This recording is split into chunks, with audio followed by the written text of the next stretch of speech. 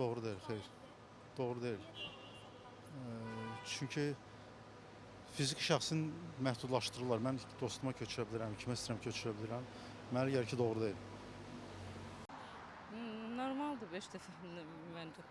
Bu yuxarı təbəqə adamlara şeydir, bizim 5 manat, 10 manatla mənə nə verəcək? Əslində bəlkə də bir tərəfdən düzdür deyə bilmərəm.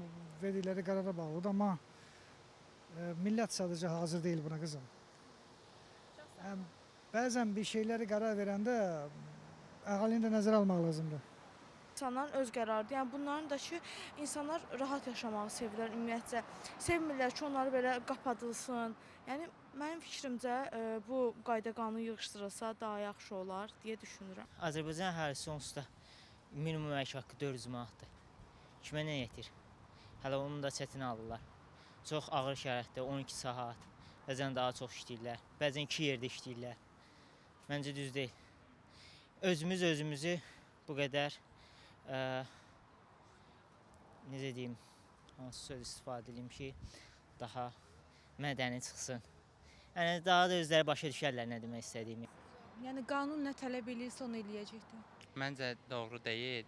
Çünki yəni bu dəqiqə hamı elektronlaşma dövrünə gedirik. Hamı kartdan istifadə eləyir. İstər metro ödənişləri olsun, istər ayrı mağazalarda ödənişlər olsun, hamı kartdan karta köçürdür. Və mağazaların çoxu da bilirik ki, vergidən yayınmaq üçün post terminaldan istifadə etmir. Deyirlər ki, kartımızı atın. Məncə ona görə limit qoyulmağı düzgün deyil ki, rahat istifadə edə bilək kartdan. Yox. Hərdən istifadə eləmək üçün lazımdır da 5 dənədən artıq ödəniş eləməyə.